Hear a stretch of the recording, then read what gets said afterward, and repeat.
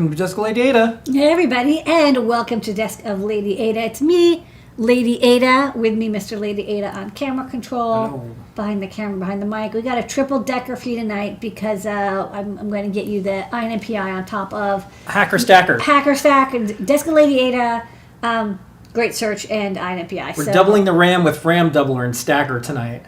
We have a lot. We have the Great Search.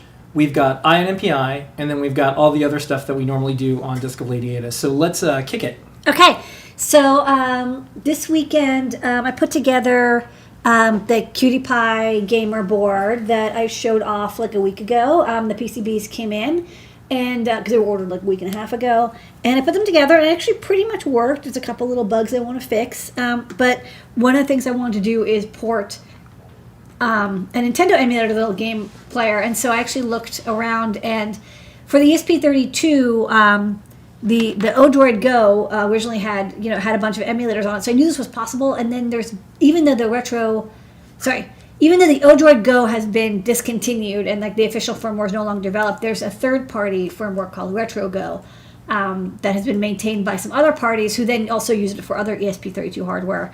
And so I was like, I'm going to take a look at porting that. And this code was in the ESP IDF, and this was like my first time using the IDF, and I actually really liked it. It was extremely fast. Ninja and CMake are it's like nearly instantaneous compilation, and uploading is very fast, and like the monitor tool is built in. It's a really, really nice experience, even from the command line, which is great. It's like I was writing my code in like Emacs as normal, but then using the command line shell just to make, monitor, flash. And my mistake was actually I had the wrong size capacitor on my ESP32 board, so resetting, I should have sat down and figured out why I wasn't resetting properly, but instead I would manually reset every time. So I lost a little bit of time there, but I did get RetroGo running pretty well, so I thought let's go to the overhead and I can show off what I have done. So let's get real close because everything's super small. So this is Magnify. This is the ESP32 Pico. So it's got the wires on it because I was doing a low battery deep sleep check on it. And I could get it to lock. Okay. I was doing the locking. Okay. I was doing the deep sleep check on it to make sure that the CP2104 and the NeoPixel were properly shutting off. And when in deep sleep, this goes down to about 70 microamps, which is as good as you're going to get with the ESP32. It draws about 50-ish microamps, and then the regulator draws like 10. I could change over to the RT9080, which was an even lower quiescent, like a 2 microamp quiescent regulator. It's available now. For a while I couldn't get any, but it looks like DigiKey has them back in stock, and that was a really nice regulator because that's like 600 milliamp output, but again an ultra low quiescent, about 2 microamps. It doesn't get any lower than that, and we covered that part on a Great Search like a few months ago. So pretty much everything's good. I'm going to redo the silk screen, including fixing this backwards text. This is all working. I also rotated the antenna. I tried just doing it manually, and actually did give slightly better RF performance. So all the other Cutie Pies, I'm going to compare and contrast to see how the antenna fares when it's rotated to be parallel to the edges of the board. I'm pretty sure the radial pattern comes out like this way. So this is good because it probably won't have that much radiated energy into the STEMMA QT connector, which is what I was a little bit worried about. But I think it'll be okay. So I'm gonna try it out. So this is the board as assembled. We got that headphone amplifier chip that we covered, the Maxim chip. It's actually quite nice. The headphone jack for a little portable sort of like Android headset. Micro SD on the high-speed TFT and the TFT on the high-speed SPI lines. Although I did notice RetroGo does not drive the TFT faster than 40 megahertz, so it's kind of it turns out in the end it was not that it wasn't useful, but they just didn't seem to care as much about going through the I/O mux or not. Although I think I might be able to fix it. I think the reason they don't drive it faster is because they send the commands at 80 megahertz, and the trick with these TFT displays like the ST7789 and the ILI 9341 is they're spec'd for like 10, 12 megahertz. And like, believe me, they're very happy at 10, 12. You can drive them at 80 megahertz, but you have to send the initialization commands and the window command at 1 megahertz or like 10 megahertz. You can't send the instructions at high speed, but you can blit the buffer out at high speed. And we do that on the Raspberry Pi. Blit the buffer? Yes, that's what it's called. You blit the buffer. It is blitting. Yeah. Got the on-off switch here. Battery charging. I'm still got to figure out what the battery connector I want to use is, but this battery, fits quite nicely on the back, and it will, even clear the standoffs. So I'll figure maybe I'll go with a Molex Pico blade.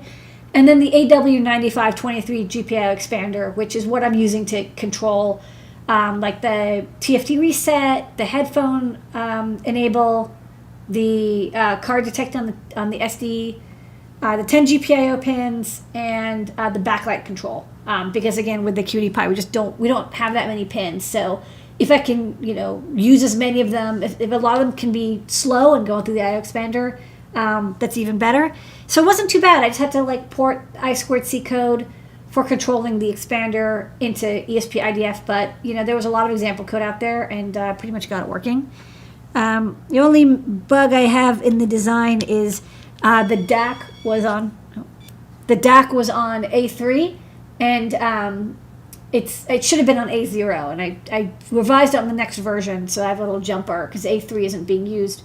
I just jumpered over to A0, and then if you turn this on, I got it playing Dr. Mario, and it's got the audio coming out. I don't know if you can hear that or not. And it's kind of nice. There's actually a lot of controls, so you probably can't read this, but it's like you can change the scaling and the filtering and the speed and overscan and a bunch of the backlight.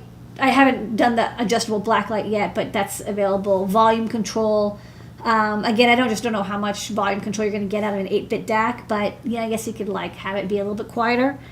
And then you can save state with the game. It'll save the SRAM into a file, and so you can quit a game whenever you want and get back, and you don't have to save the game. You can just reload it from that location. So RetroGo is a really nice emulator. Is there enclosure? Someone want to know what the enclosure is for when you dock the board.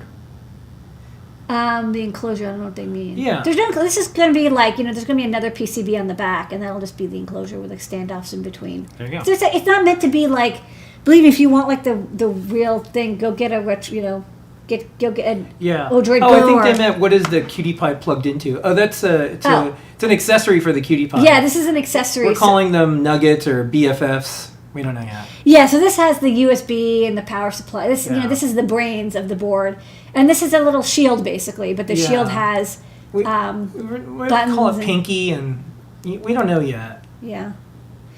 And this is the Nintendo emulator. So it's nice is 240 by 240 actually. Nintendo, the native emulation for Nintendo is 256 by 240, but you can either cut off the sides or you can just scale it a little bit. It looks great. It's all pixel perfect. I've seen there was this Sprites TM made a little emulator. But the screen was only I think 96 by 64 pixels, and so it's when you're scaling something down to 90, it was 120 by 96. If you're scaling it that much, it's actually quite hard to play games. Whereas this, it's each pixel is a pixel, so you can read the text and you can. Yeah, it's very readable. It's very readable. I don't know if it can. I don't know if it's readable on the overhead. Right. Should do them already. Come on. All right, so. Don't rush me. There's also GNU Boy, which is a Game Boy. There's a little bit of color here, but it's kind of washed out. So actually, it looks like the original Game Boy, which was black and white. So you can play Game Boy games like Pokemon, and I think there was a Final Fantasy game. I'm trying to remember. I played a couple games. I mean, obviously the Tetris and stuff. Some classic games. And then there's also Sonic the Hedgehog for Sega Master Systems.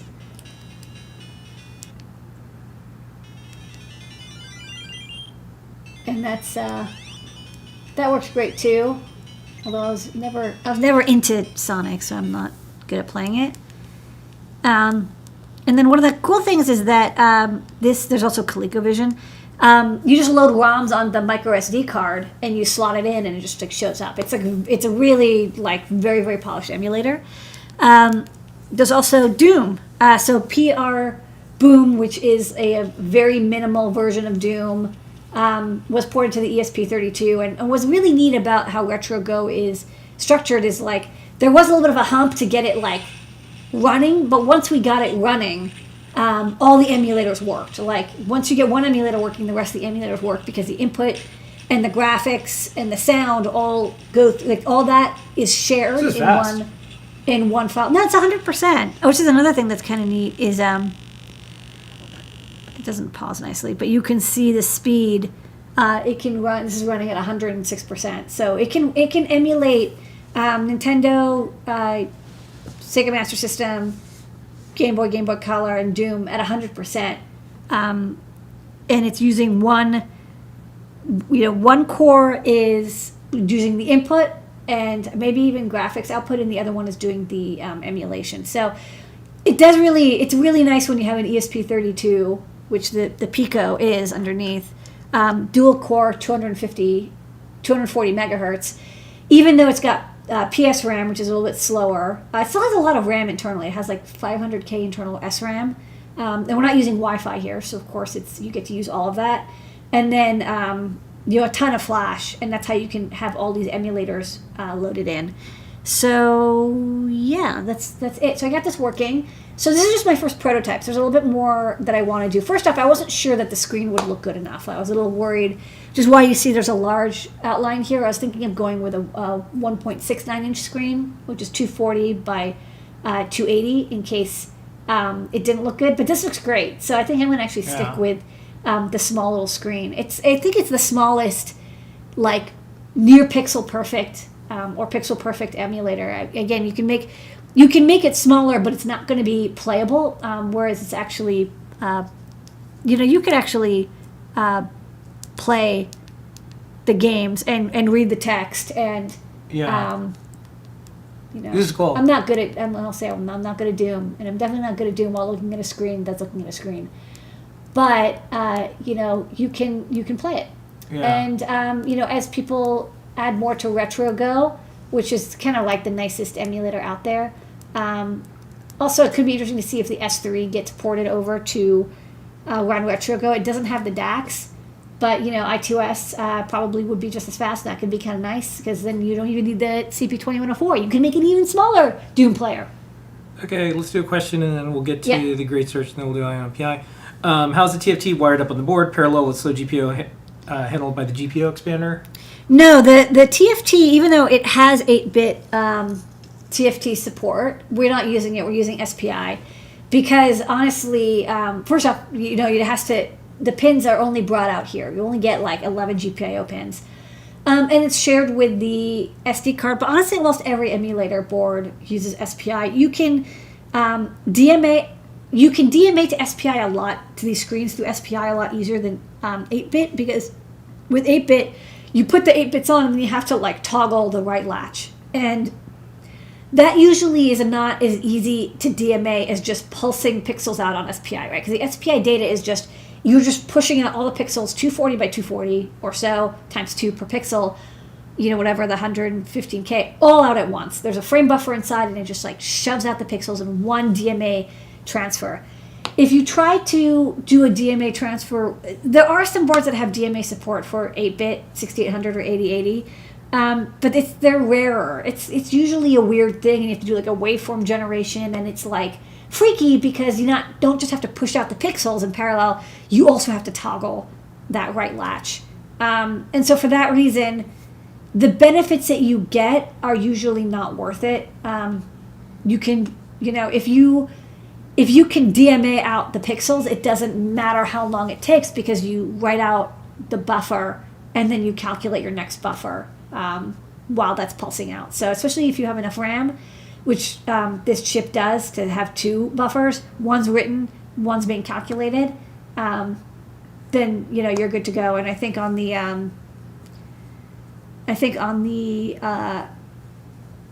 Friendo, when I ported it to the SAMD51, I didn't have double buffering. It worked fine even then. It takes less time than you think to push out the pixels, and then you can do all your computations while that's happening.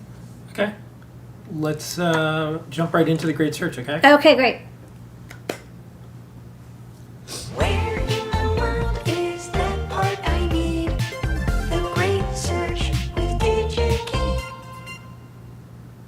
The Great Search brought to you by DigiKey and Adafruit. Every single week, Ladyada uses her powers of engineering to help you find things on digikey.com. Ladyada, what is the Great Search of the week? This week. Okay, this week, we're going to build on last week's NPI, which was that headphone amp. This week I'm going to get the headphone connector, because I realized a lot of people actually have been emailing asking, like, where do you get these headphone connectors that you're using? This one's quite nice. So let's go to the overhead and I'll show it off real fast. So for the little gamer board prototype, underneath here is the headphone amp. That's the Maxim part that we showed off last week. And then this is the little headphone jack. And I really like this style headphone jack because it's quite slim. It's surface mount only, but it's TRRS, which can be nice because you can get the microphone output. And it's not that much bigger than like the jack itself. Like sometimes these are really kind of chunky, but these are very slim. And they're slim enough that they fit between the headers on this board. So let's find this jack. This one actually in particular does not have the through-hole pads. I found that you don't need them, but it does have a cutout on the PCB. So this is actually kind of nice, I think, because usually the most strain comes from pushing into the board. You don't want people to push and shear at the same time. So there's a little bit of a cutout. You can kind of barely see the U. There's a little piece of plastic that goes into the board that just kind of gives it a little bit of mechanical strength. So let's go to dig.com, digikey.com, and let's search for. So these are weird. They're not. You'd think that they're called headphone jacks, and they kind of are, but they're called phone jacks, right? Because historically, if you look at old videos or photos, these were used for telephone systems. That's kind of what they were. The quarter-inch type were used for, plugging into a switchboard. So they're called phone jacks. Or barrel audio jacks. So we're going to go to barrel audio connectors. And, it's funny is there's a lot, but somehow there's less than I expect. So you can get kind of anything and, sockets and RCA type and panel mount and all that. What we're looking for specifically is this industry recognized diameter. We want 3.5, which is, 3.5 millimeter, otherwise known as eighth inch. Quarter inch is 0.25 inches, 6.35 millimeters.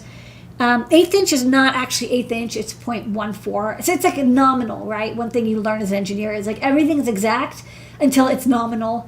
Eighth inch nominal is not 1.25, it's 1.4. So just keep that in mind. Searching for that. Okay, so let's see what we got. Okay, so these look more reasonable. So there's all sorts of types. There's wire, inline. There's this, which is actually kind of close to what we're looking for. Through hole, more panel mount or inline. So let's go for, we want active and we want jack, and we don't want dual or triple, right, where you have 3 to 0. We want singular, and we don't want RCA. So that's fine. So let's apply that filter. And then one thing that I looked at was some of these are called cutout style. And I was like, what is this? So let me show you. Hold on. So let's do not panel mount. Let's do surface mount right angle. And there's board cutout and there's non-board cutout. And apply all. So board cutout type is interesting. It looks like, hold on, let me find one. Because it was like unusual. I was like, oh, what is this? Surface mount, board cutout. Okay. So this is board cutout. And here's something interesting about this design. You see how that like the legs kind of come out from the side? So this is something where you actually have, you want to have like the jack be centered on the PCB, not rising above it. Usually, like we don't want, if you want to have like a very elegant design, right, you want to have the USB jack come out through the center so it's kind of floating in the middle of the circuit board. You can do the same with headphone jacks. Let me find, this is another one. So you can see it's kind of like, it's weird, like it sinks into the PCB and goes in upside down so that it's centered on a 16th inch PCB. Anyways, I'm not going to use this, but I thought it was interesting for people who are like, oh, I want to have that really elegant, you know, the hole is right centered in the product and the product has the PCB centered in the enclosure. Because otherwise, you know, it's like kind of Apple sort of popularized this. Like beforehand it was like, yeah, fuck it. Like all the connectors are like uneven and they're wherever you want. But if you want them to have a really elegant straight line of all the connectors, you might have to have them sunken into the PCB. Anyhow, so let's just do surface mount right angle. And then the next thing is you can get ones with switches inside of them. And so, you know, at this point, there's a couple that are very similar in style. So the style I use, which is this, there's quite a few of them, but I sorted by price. And, I also want to look at ones that are in stock right now. And I found this one. So this one you can tell by the rendering. This is upside down, but you can see that there's more than 4 contacts or 6 contacts on the bottom. So if you have 3 contacts, you know, it's almost certainly going to be left, right, and ground. If it's 4 contacts, it's usually ground, microphone, left, right. And if there's more than that, it means there's internal switches. And the internal switches can be used to, like, you know, when you plug in, it disconnects the speaker.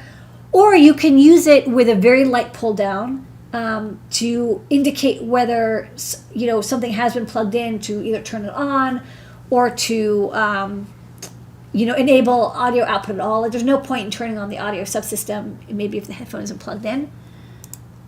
So you can check out the data sheet.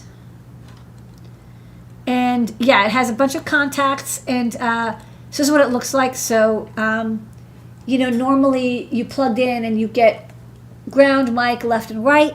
And then when it's unconnected, the left and right are connected through to 5 and 6, which lets you, you know, have an internal speaker or, again, some detection that says, like, okay, the headphone's not plugged in.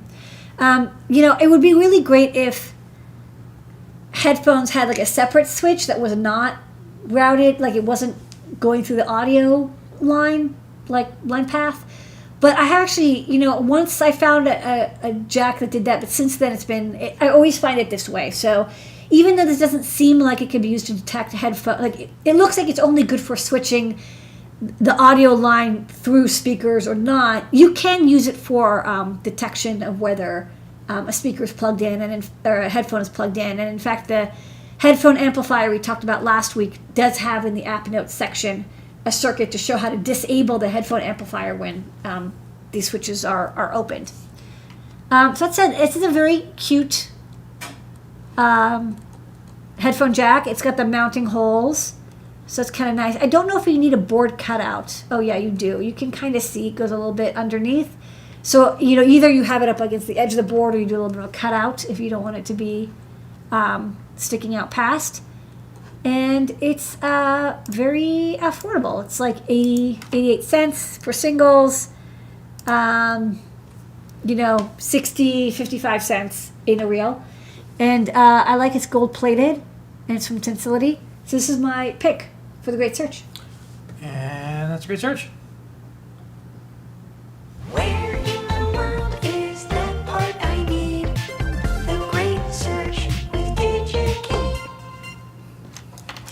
Okay, do you want to roll right into this week's special segment, Ion MPI? Well, ask if there's any questions. before Nope, we- you're good.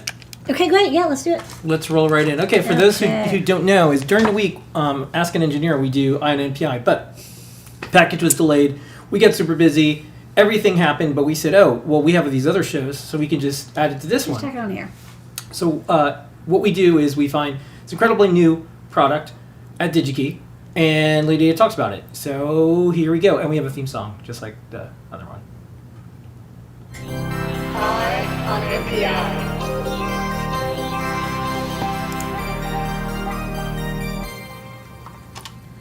All right, this week's Ion MPI is from 3M, Ladyada. That's right, 3M, you're back. We did 3M a while ago for, I think, their squeegees.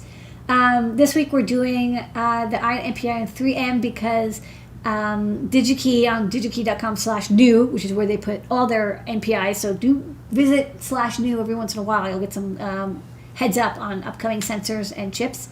They highlighted 3M VHB tape. And this is my favorite tape. This tape is like, it'll mess you up. It's so good. So, that was just me being clumsy. That had nothing to do with the tape. Okay, so here, What do you want me to do? go to the next. I was startled. I know. She kicked the trash can over. I didn't mean to. A lot of people don't realize I'm violent. this is like a performance art piece. And we have a little bit more space in the factory. Here in our apartment, we have no room. We can touch each wall standing in the middle. So anyways, tape. Tape. Okay, so this is the wheel of VHB tape. It comes in different widths and thicknesses, but we're specifically talking this week about the 5906, which is a very skinny foam double-sided tape that comes on wheels. In this case, it looks a little brown in this photo, but usually it's actually quite black, and I have some, and I'll show it off. And the great stuff about this tape is it's incredibly strong. It's got this kind of like famous acrylic adhesive in it that can bond pretty much anything to anything, like wood, plastic, glass, concrete, what have you. This stuff sticks to it. It sticks to it nearly instantly. It's a lot less messy than epoxy. I got this little headphone holder that like sits under my desk and holds my headsets while I'm not using them. And it came with VHB tape, and even though it was sticking to kind of a rough surface, it stuck well, it stuck strong, and I can't get it off. So this stuff is definitely the good stuff. And for electronics, you could use it for, bonding panels, enclosures, sensors. It's not waterproof, but it can deal with a humid environment and a wide range of temperatures. So here is the spec sheet. So there's a couple different thicknesses available. Again, that highlighted one was the 5906, but there's a couple different thicknesses.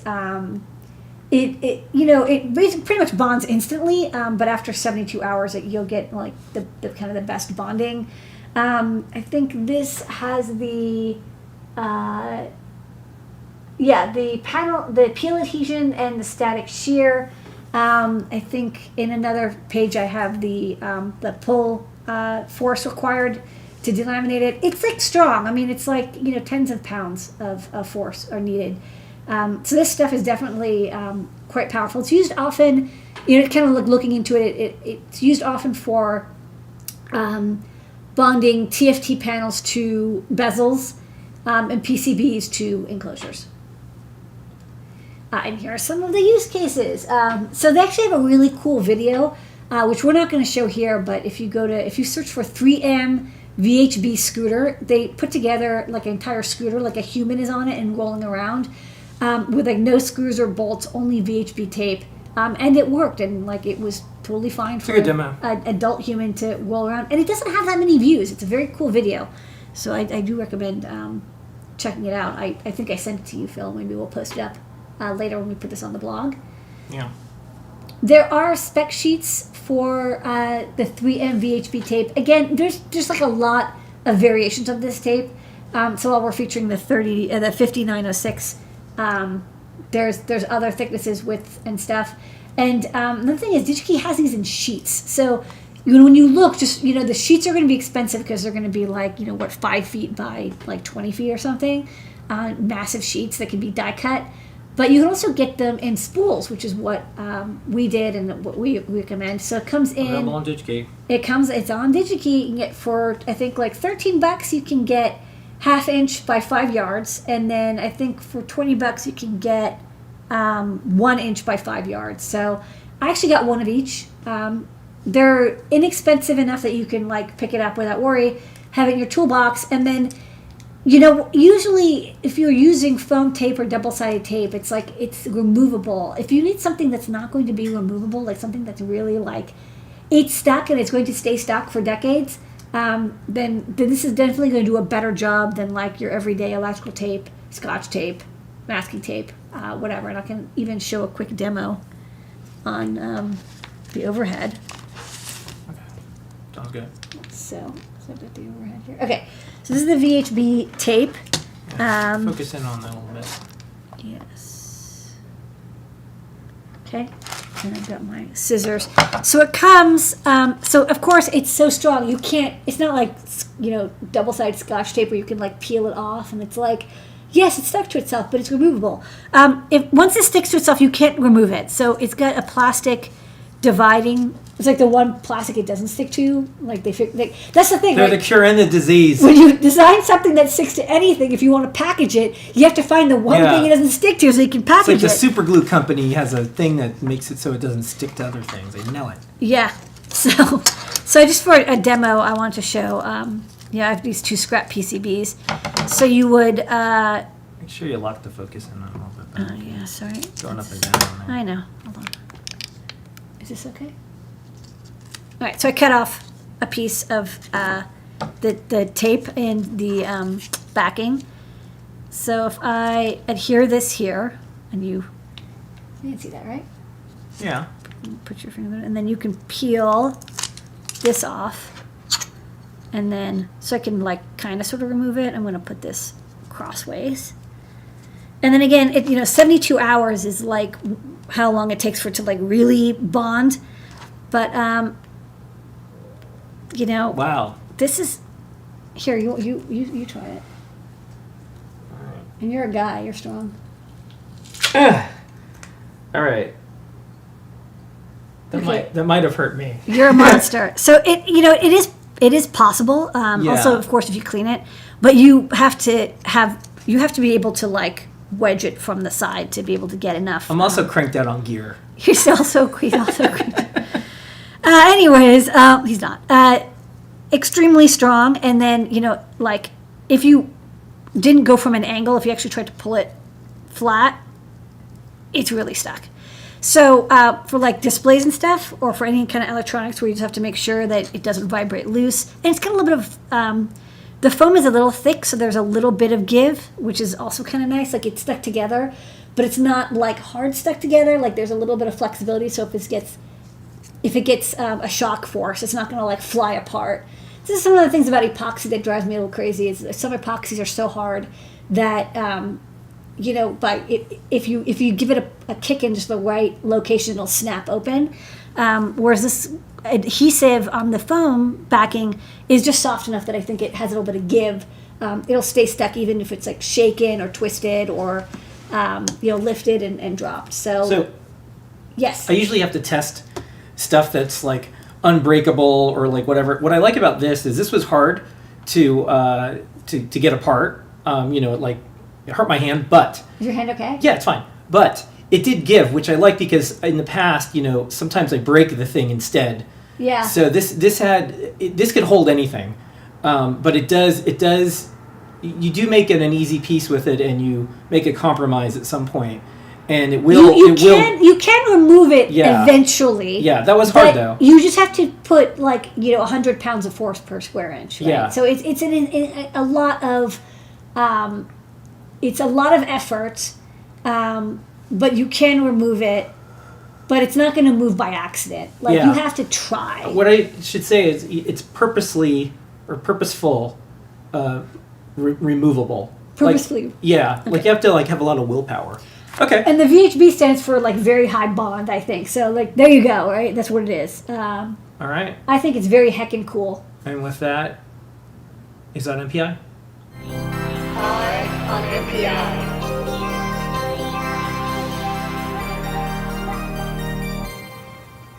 All right, this isn't part of Ion MPI, but I just thought it was interesting. Ladyada, do you know what 3M stands for? It's like I know it's Minnesota It's something. an American company. Minnesota. and I have the logo. So it's the Minnesota Mining and Manufacturing Company from Duluth, Minnesota.